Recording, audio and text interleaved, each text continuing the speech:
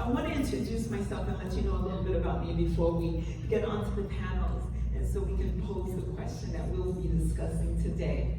I am Carmel Jean-François. I'm based out of New York City. About 17 years ago, I fell asleep at the wheel and woke up to my health. I fell asleep at the wheel at 32 years old. I broke a hip, I broke my ankle. I severed the tendons in my hand, and I had to have emergency exploratory surgery because they thought I was bleeding internally. They told me I would never be able to do this again because I severed the tendons in my hand. I said, you don't know about me. Long story short, I listened to my doctors and I healed. They told me, Carmel, we need you to eat because your body needs the calories to help yourself heal. That was the first time I ever saw food as nutrition and as medicine. And it was amazing. And as I got stronger, I said, okay, I want to make myself even stronger. And that's when I fell in love with fitness. Nutrition wasn't quite there yet, although I understood the power of nutrition. And over the years, I kind of fell asleep to nutrition. About 2 years ago, I decided, let me try this vegan thing. Around the same time, I didn't look very different than I look now. I gotta tell you. I was already into fitness, so I had muscles. Somebody looking at me said, oh, she's healthy. She watches what she eats. But I was pre-diabetic, high cholesterol, and facing fatty liver disease. Again, I didn't look much different than I looked before you. I became whole food, plant-based vegan, and that changed everything for me. But what I want to talk about is waking up to our health and wellness. So I told you I fell asleep at the wheel and started seeing movement and food very differently. And along the way, I fell asleep again and woke up to my nutrition. Now, I'm passionate about it. Nutrition is my jam. But that's what it took for me to wake up to my health. So many Americans are sleeping on their health and wellness. And we live in a day and age where we are inundated with information about fitness, about nutrition, about what to eat, about what not to eat. But it's so confusing, it's so convoluted. It's like, eat dairy, drink dairy. No, don't. Right. Eat your eggs. No, eggs are bad. Right. No, Red meat, no chicken. Right. But chicken has hormones. Bison, what are we supposed to do? It's very complicated. And what I do, I work with women over 40 on their health and wellness goals, and I help clarify a lot of the confusion around fitness and nutrition. So, my question to my panel is, I want to know a little bit about your fitness journey. When did you wake up to your health? So I have an amazing panel here, and they're all really, fitness is their jam. They speak the language, they know, they've been practicing, and I'm excited to hear what you all have to say. I would love you to introduce yourself and tell the audience, what did it take for you to wake up to your health and fitness? Well, hello everyone, I'm Larisa Harrington. And I was an athlete in school. I joined the military at 17, and I started as a personal trainer when I was 20 years old. And so I'm 43 now, and it's been a part of my life for as long as I can remember. However, for me, it was that I was overtraining and undereating. I was so focused on only eating a certain amount of calories, but I was a fitness instructor as well, lifting weights, running, doing all of this stuff all of the time. And I was actually overtraining, and it was causing a lot of harm for me. And so for me, the wake-up call was really not so much about having health a big part of my life, but just how I was looking at health and fitness and wellness as a whole. And so I started shifting more into the mindset, mental health, mindfulness is what I focus on now, mindfulness, emotional intelligence, and how that relates to our overall health and wellness. And I don't know that there was like a specific moment of this is when I need to look at health differently, but that gradual shift of me seeing what the outcome was of the training as much as it was. But you said an important piece, that mindful piece. Because so many of us know what we're supposed to do. So many of us know, I shouldn't really be eating this right now. But then there's this mindset. And I also speak to addiction, food and sugar addiction. The difference between these two addictions and, let's say, alcohol and drug addiction is that everybody forgives the person who's addicted to food. Everybody forgives the person who's addicted to sugar, right? Because it's like, oh, have that piece of cake, girl. Tomorrow, you just do a little bit better. And then tomorrow's like, well, girl, you only live once. But you come up with a drug addiction, alcohol, and the judgment flies, right? So, but it's that mindset, it's that mindfulness about what we consume, how much of it we consume, and our relationship to food. So thank you for mentioning that, Larisa. So, Lisa. Hi, I'm Lisa Hatch, and I can't even remember a time that I wasn't moving in my life. I grew up dancing. I was a dance major until I decided to go left brain and went over to science. And I was one of the original jazzercise instructors. It's kind of dating me, but it was so much fun. But what really woke me up was about 20 years ago, I was thrown off of a horse. The horse was going full speed. I am not a horse person. I was just on this horse that my brother-in-law owned. It was a actual rodeo horse, actually. Anyway, I was thrown into a tree, and it literally broke the entire left side of my body, including my pelvis, my tibia, and they rushed me to the hospital, and I overheard the doctor saying, she is never going to walk again. We have so many pins and plates to put in her, she will never walk again. And then I was knocked out. And a week later, I left the hospital, and I started a long journey of recovery. And I knew that I was going to walk again. And my two boys, they were younger at the time, but I had them going to a fitness trainer, and he was rough. I mean, he trained in Russia. He was like crazy rough. And they said, go to Jay, see if he can help you. So I went to Jay, the trainer, and I told him about my injury. And I was, limping, and I had a cane, and I was a cheer coach at the time. So it was really not allowing me to do my job. And so anyway, that's not important. So Jay said, okay, I can help you, but you must do two things. You can never mention your injury again, never mention it again, and you have to do everything I tell you to do. I thought, no big deal, I can do that. And I said, okay. And he said, okay, I'll see you at 6 a.m. tomorrow morning. So I went back that next morning, and he had a 3-foot box, just a box. And he said, I want you to put your arms over your chest, and with your left leg, he didn't say my injured side, he said your left leg, I want you to hoist yourself onto the box. And I thought, oh my gosh. And I tried and I tried. And I looked at him and I said, I can't do this. And he said, then you don't belong in my gym. And I thought, nobody tells me I don't belong. And so I went back to the box. And it wasn't pretty. It took me a little while, but I got back on that box. And I looked over at him and I said, I did it. And he said, good, I'll see you tomorrow morning. And that started a 5-year recovery. And I am walking. I just completed the Tour de Tucson last fall. I rode 63 miles on my road bike. I'm dancing. I can do whatever I really want to do. So that woke me up to fitness. And very quickly, the second thing that woke me up was going through menopause. I no longer could afford to eat the sugar and the carbs. And I realized just how bad that was for you. And so it woke me up to eating healthier as well. So with the combination of, it's like a healthy lifestyle. Getting the exercise that you need, eating healthy, getting out and enjoying the sunshine and nature, and just being, I don't know, I just think of it as being one with nature when you go out and you explore and you feel the sunshine on your skin, but you wear sunscreen.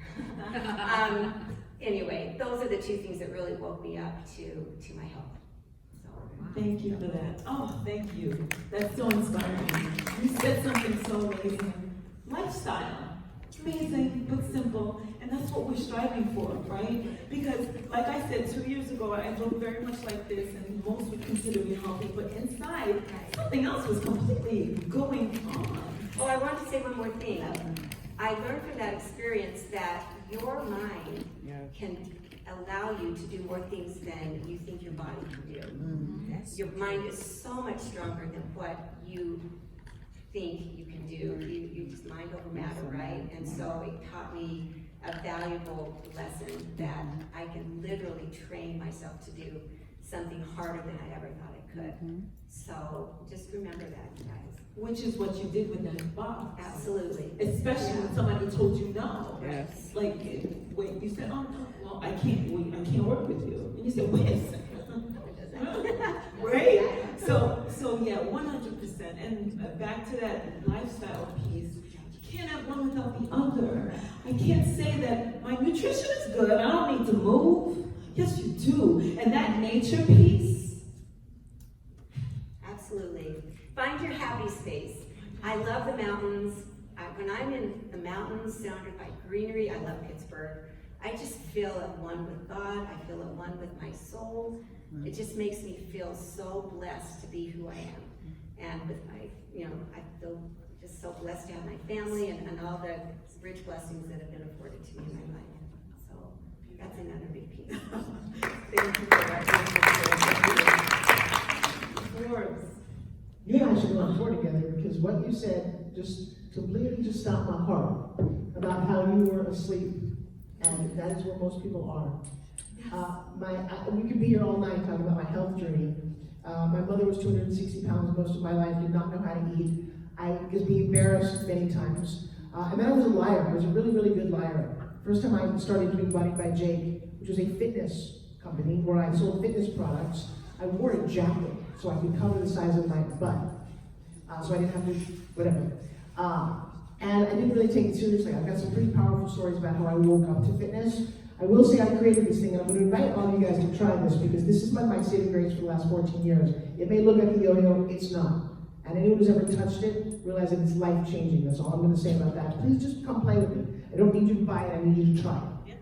Having said that, too, the next health journey, I just got brought to my knees. And it kind of pisses me off that you look like that and you could be pre-diabetic, because I look the way I am. And I did an infomercial for a heart scan. Crazy, in Boca, you get a free heart scan, which you should all go do. And then you should pay for the cancer scan, because they find things that your doctor will say, when you're bleeding or you're hurting, that's when you find it, and it's too freaking late. Right. So I'm doing this heart scan with my husband, thinking I'm just fine. The little Widowmaker one comes back, not so fine. I'm like, well, maybe that's why I had a little shortness of breath. Okay, I just did all the things I thought were healthy. I am pre-diabetic, I've got this. I went back a few months ago, the numbers doubled. I'm in real trouble right now. Would that really suck if I didn't wake up tomorrow? Because my nutrition is only so good between traveling and stress. It's not my food, it's the way I handle stress. I don't meditate well. Who knew that's not going to be the killer, but it's reawakened me. And the second thing I want all of you to do is, the reason I can do this, I have to keep up with the man. Just write this down or go on Instagram. Look up Joshua Self. Last name is S-E-L-F. It will be my married name. I'll be his self, I believe. Joshua is a Mr. Arnold, Mr. Olympia, and all these other things. He's 17 years younger. So my mission with this is just, I don't want to look like his mother.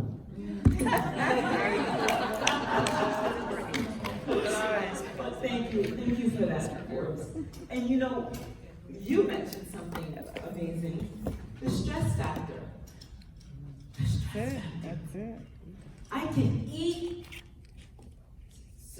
salad every day. All the salad every day. I can eat all the plants, and by the way, my message is I encourage everybody to put more plants on your plates, please. Even if you're already eating your plants, and by plants, I mean fruits and vegetables. Add a little bit more, just because Carmel said so. That stress factor, the stress that we allow into our lives, will be the death of us. 100%, no matter how much movement I do. I run marathons, I'm an avid runner, and picking up a set of dumbbells, that's my jam, I love it. Nothing better. But I let that stress creep in and don't manage it, don't control it, don't practice my meditation, my calmness with self. I forget who was it before, to make a date with yourself. Put a date in your calendar and just spend it for you. Without these things in our life, and this lifestyle, and that might be too much. How about you want me to work out and eat right and meditate and make a date for myself? Like do all of these things and run a business and take care of my family and take care of my home. That's just too much. Take one step at a time. Nobody's asking you to do everything all at once. Right? Just do one thing, master it, and now fit something else in. It's that important, guys. Without our help, how can we do anything today that we've been talking about all day? How do we do that? How do we build that wealth?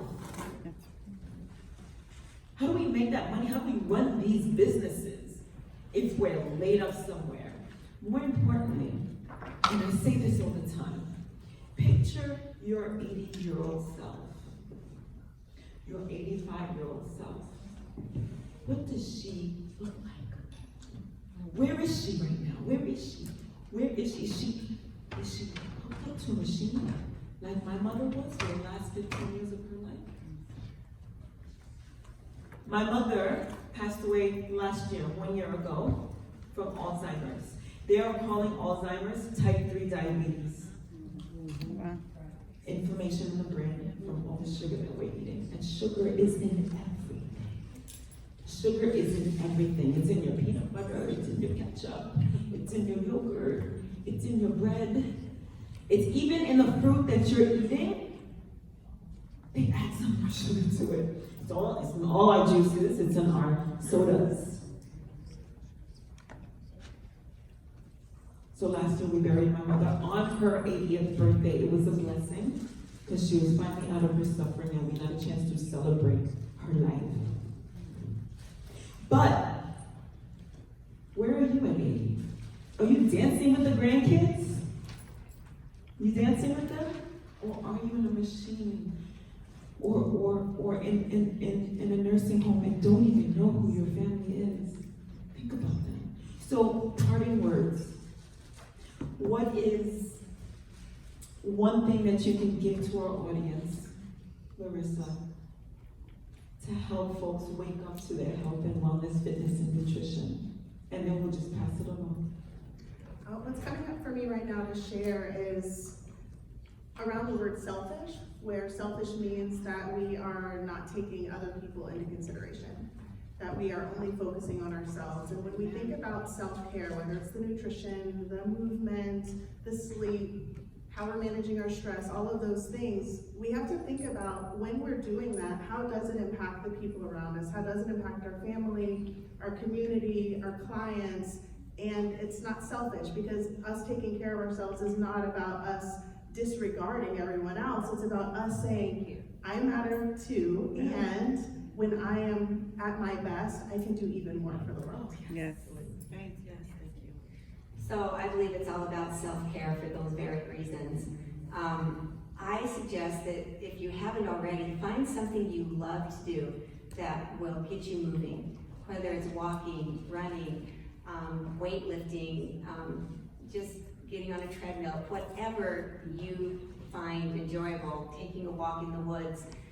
Find something you love to do and you will more than likely keep doing it, in terms of keeping moving. You've got to keep moving throughout your whole life, you just do. And so find something you really love to do. Thank you. I know we've got seconds, but I gotta give it up for Mia over there, because Forbes Riley is the only one I know who makes people spinach in public, and I've got a little girl over there who's selling her little butt off. I know, And I will show you how to spin you, I promise. But the fact that you just did this, I see me as a little girl. If I could whisper in your ears, you've got an amazing future, I promise you. Yes, I know, right? I was just saying, for the words of my mentor, you are what you eat. If man made it, don't eat it. Oh, really? If there's a label to it, if man made it, don't eat it. Yes, ma'am. That's seriously, we know in man, you'd say woman, huh? Garbage in, garbage out. Please don't expect amazing results if you don't treat your body like a temple. It will give out on you.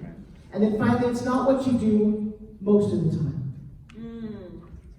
Oh, I'm sorry, it is. It's not what you do some of the time. You're not to have that by the kid. Don't beat yourself up, enjoy it. It's what you do. It's what you do most of the time. And Jacqueline said that got to be 96, his wife is 97, and still my mentor who said her best years were in her 60s, and I'm sticking to that. Thank you.